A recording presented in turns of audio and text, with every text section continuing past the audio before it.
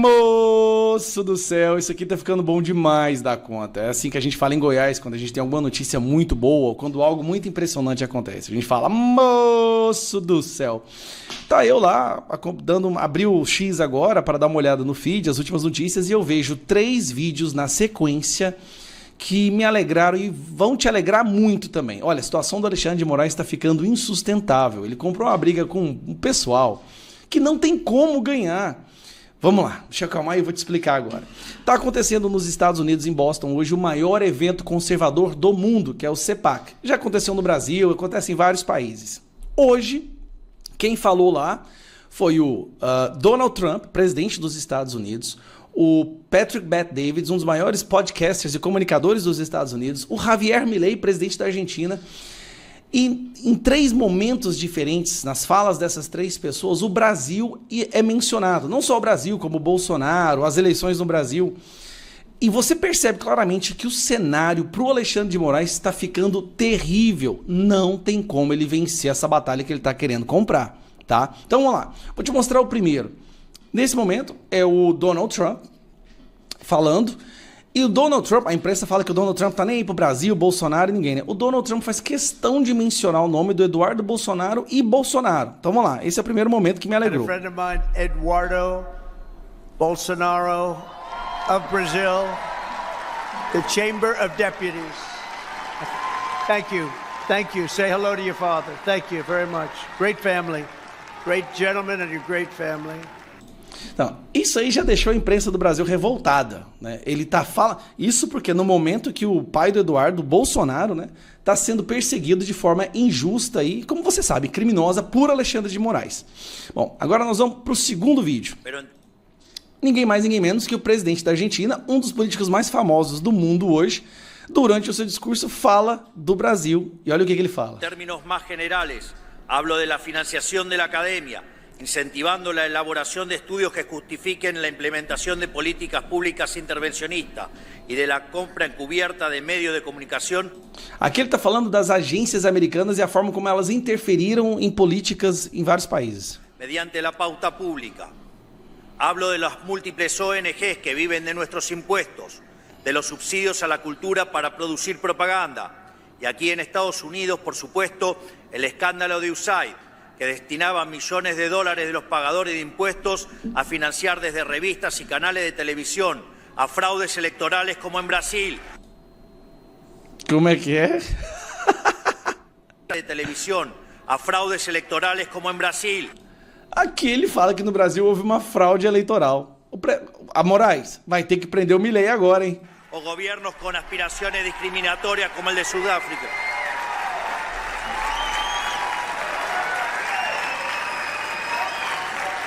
E quando ele fala da questão do Brasil, olha como é que o povo celebra. Bom, agora nós vamos pro melhor.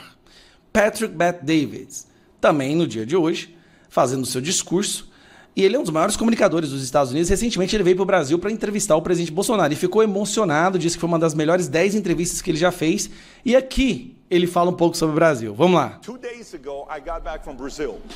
We're flying out to Brazil to do a 3-hour interview with former President Jair Bolsonaro. How many of you guys love President Bolsonaro? So we're in Brazil. While we're about to go, they are briefing us on what to be prepared for before we go to Brazil.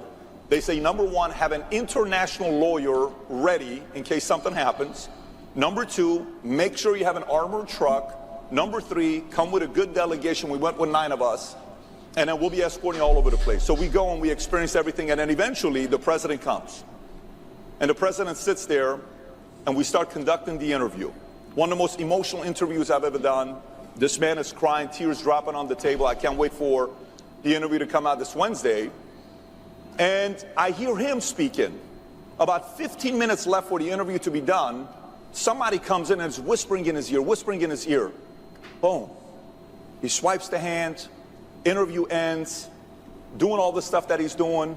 He gets out. 1 hour later, alert on the phone.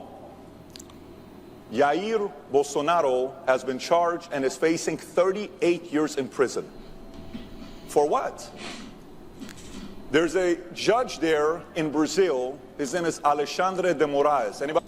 Alexandre de Moraes sendo citado nominalmente no maior evento com Donald Trump assistindo. Everybody knows who he is? Okay. If there is a picture for someone that looks like a tyrant, it is Alexandre de Moraes. This man is a tyrant at the highest level. Cara, não tem como ficar melhor. O Alexandre de Moraes hoje é talvez um dos juízes mais famosos dos Estados Unidos e nem americano ele é. Eu fico imaginando se o Alexandre de Moraes pensa... Cara, a situação... Tá, agora vamos lá. A cereja do bolo. Quero te falar da cereja do bolo. É essa aqui, ó. Ala dos Santos tem dados removidos de sistema da Interpol. Alexandre de Moraes levantou o sigilo do processo. Aqui o jornalista responde no STF. Alexandre de Moraes mandou a Interpol colocar o Alan dos Santos na lista vermelha para ele ser preso em qualquer país do mundo. Bom, o que aconteceu? A Interpol ignorou Alexandre de Moraes, retirou ele da lista. Alan dos Santos pode viajar para onde ele quiser no mundo. Cara, o Alan dos Santos é hoje mais livre que Alexandre de Moraes.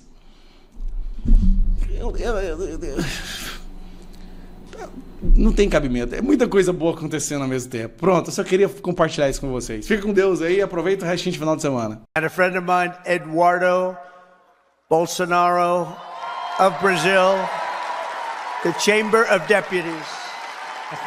Thank you. Thank you. Say hello to your father. Thank you very much. Great family. Great gentleman and your great family. And our great First Lady, Melania, is watching us right now on television. So give her a hand. Give her a hand. Whoa.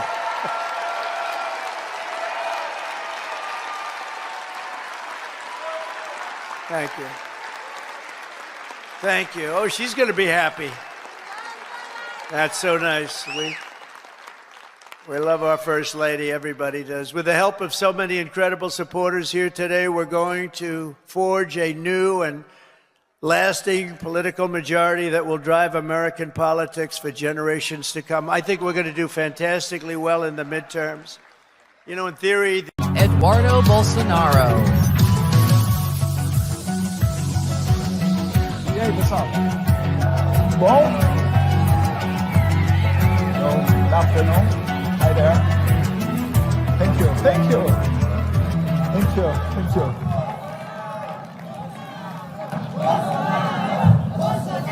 Thank you. I think we have some Bolsonaro supporters here. The great Brazilian community. I'm very happy to be here. Good afternoon, Cpac. How are you doing? It's great to be here in the land of the free and the home of the brave. I know many of you are well aware of the risks posed by unelected judges interfering with the policies of a duly elected president. Even we have all heard Elon Musk call it out. We've all heard Vice President J.D. Vance sound the alarm. And of course, we've all heard President Trump repeatedly warn that judicial overreach threatens not just his presidency, but the very foundation of the American democracy. Well, I come from the future, and I know exactly how this story can end. Okay, maybe not the future, but I come from Brazil, which is not that different, as my country has become a laboratory for censorship and judicial authoritarianism. Since 2019, it's been used as a testing ground for the judicial weaponization against conservative, libertarians, and Christians, always under the noble pretense of protecting democracy, fighting misinformation, and stopping extremism, while in reality, silencing dissidents, controlling narratives, and criminalizing opposition. We continue to face the dire consequences of this experiment every day.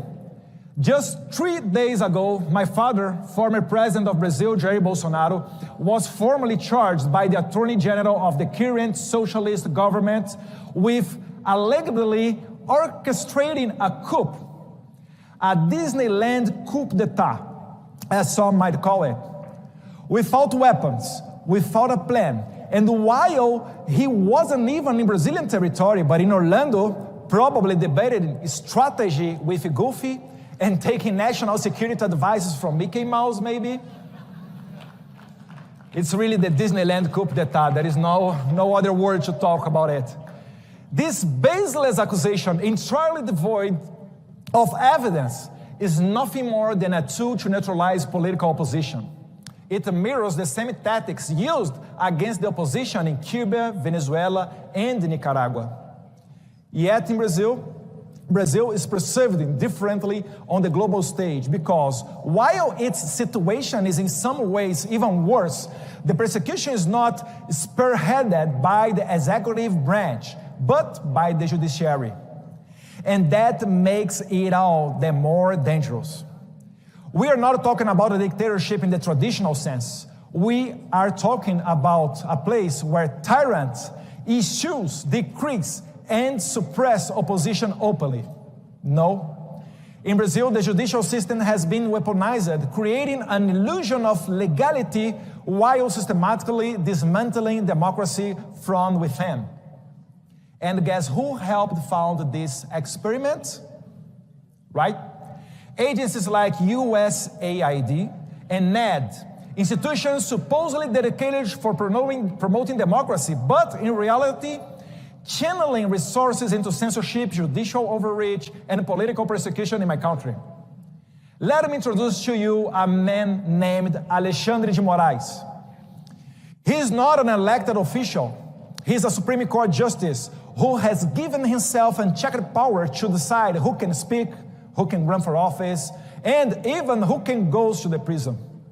Under his watch, Brazil has become a country where social media platforms are forced to silence opposition voices or face billions in fines. Judges and bureaucrats, not the people, decide who is fit to run for office. Congressmen like Daniel Silveira are thrown into jail for so-called opinion crimes, receiving an outrageous sentence of 8 years and 9 months behind bars, simply for exposing his views in a video, a punishment more fitting of a totalitarian regime than a democracy. And, as I said, even the former president, Jair Bolsonaro, is at risk of being arrested on the same kind of bogus charges used against opposition leaders in Venezuela, Cuba, and Nicaragua. But it doesn't stop there. The judicial system has become an instrument for persecution at every level. Political parties that challenge the status quo are harassed and investigated, and some of their candidates are banned from competing fairly in elections. Independent journalists face exile or worse, imprisonment for exposing government corruption or criticizing the judiciary.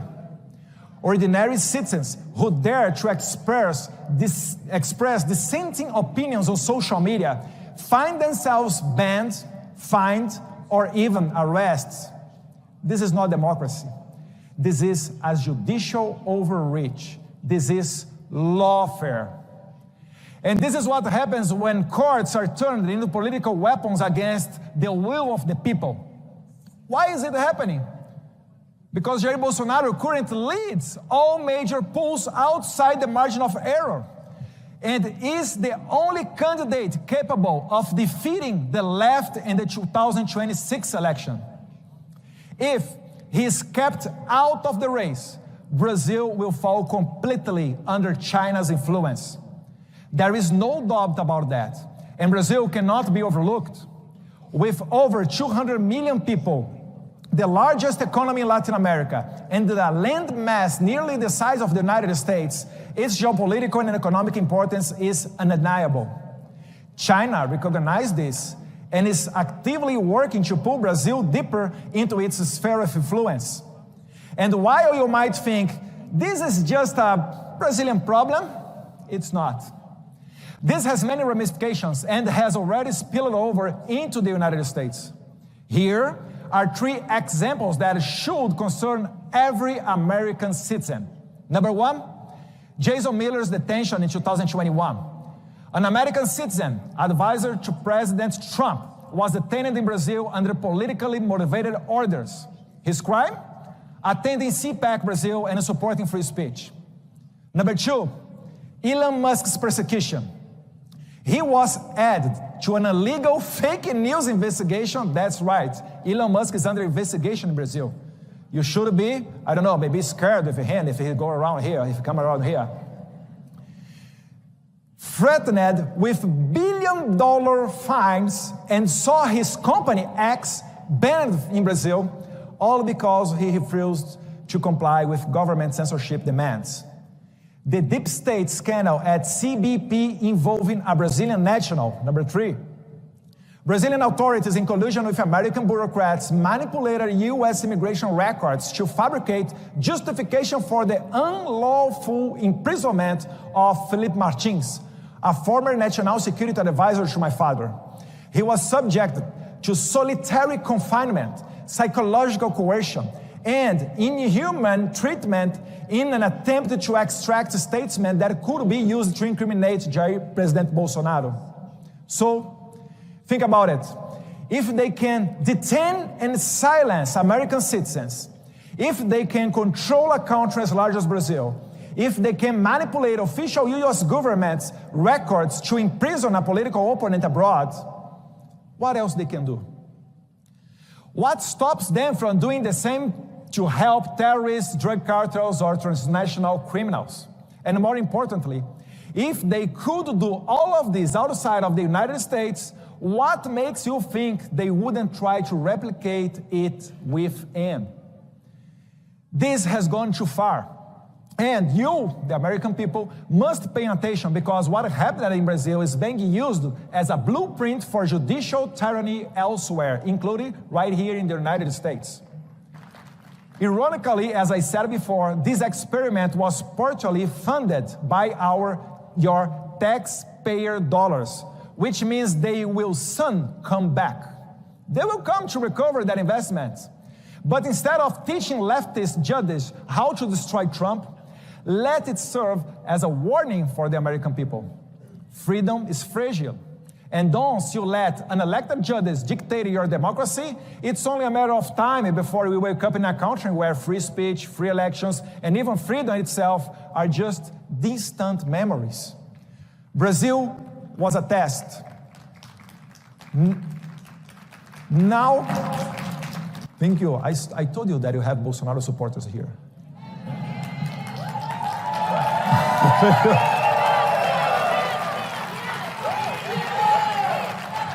Now they are applying the same formula elsewhere, including here in the United States, and we need to fight back, just as President Trump is doing through his legal team and in partnership with Rumble by filing a lawsuit against Alexandre de Moraes for censoring and sanctioning American businesses and citizens.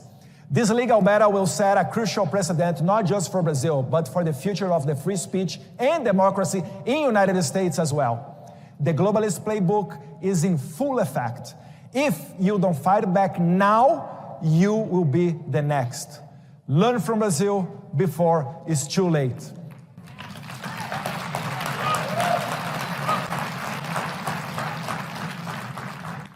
Thank you all, my friends. This is my message. Pray for my father. Pray for the Brazilians that are in prison now, our January 8th guys. We are asking for amnesty in the Congress, and we hope receive a lot of support from you outside of Brazil, because you know how it means. God bless America. God bless Brazil. Thank you very much. Thank you.